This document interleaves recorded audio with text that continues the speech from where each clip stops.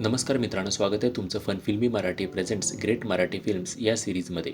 या सिरीजमध्ये आपण मराठीतले नावाजलेले क्रिटिकली ॲक्लेम्ड मस्ट वॉच मराठी चित्रपटांबद्दल बोलणार आहोत. तर सुरू करूयात या भागाला. तर तुम्ही आधीचे एपिसोड बघितले नसतील तर ते नक्की बघा.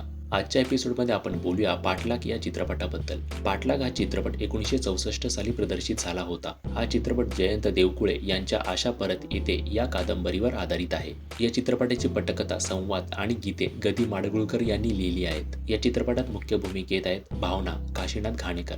या चित्रपटाचे दिग्दर्शक आहेत राजा परांजपे. तर बोलूया स्टोरीबद्दल. बाळासाहेब हे वकील आहेत. ते परदेशात शिक्षणासाठी जातात तेव्हा त्यांना समजतं की त्यांची पत्नी आशा हिचं आकस्मिक निधन झालं आहे. ते त्यांच्या पत्नीला अग्नीसुद्धा देतात. मग कथेमध्ये ट्विस्ट तेव्हा येतो जेव्हा पोलीस काही दरोडेखोरांना पकडतात. त्यात एक अशी स्त्री त्यांना भेटते जी असा दावा करते की हीच खरी बाळासाहेबांची पत्नी आशा आहे, जिला बाळासाहेबांनी स्वतःच्या हाताने अग्नी दिला आहे. आणि ती स्त्री हुबेहूब आशासारखीच दिसते. तिला बाळासाहेब आणि त्यांच्या घरातील सगळ्या लोकांची व्यवस्थित माहिती आहे.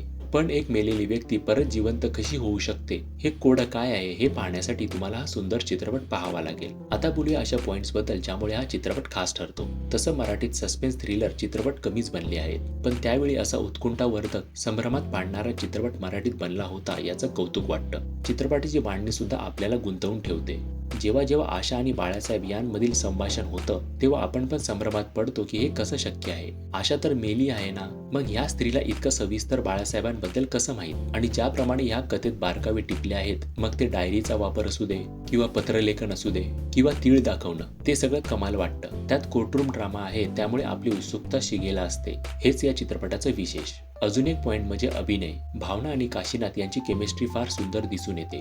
त्यांच्यामधले सीन्स पण खूप सुंदर आहेत. त्यात काशीनाथ हे त्या काळी किती स्मार्ट दिसत होते. मराठीतला एक हँडसम अभिनेता आहे, त्यावेळी ते जरूर असतील. आणि भावना सुद्धा खूप सुंदर दिसतात. त्यात त्यांचा अभिनय पण या चित्रपटाला पुढे घेऊन जातो. तसंच या चित्रपटाचे सेट्स आणि प्रोडक्शन पण खूप मोठे आणि भव्य वाटतात. त्यावेळी नक्कीच मराठीतला हा एक खर्चिक चित्रपट ठरला असेल. या चित्रपटाची गाणी पण सुंदर आहेत. फन फॅक्ट म्हणजे या चित्रपटाचा हिंदीमध्ये सुद्धा रिमेक करण्यात आला आहे आणि त्याचं नाव आहे मेरा साया. त्यात सुनील दत्त आणि साधना यांची प्रमुख भूमिका आहे.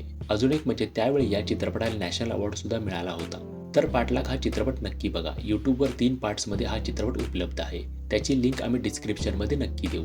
तर या भागात इतकंच. भेटू पुढच्या भागात. तोपर्यंत तुमच्या प्रतिक्रिया कमेंट बॉक्समध्ये नक्की कळवा. चॅनलचे अन्य व्हिडिओज नक्की बघा आणि चॅनलला सबस्क्राईब केलं नसेल तर नक्की करा. थँक्यू.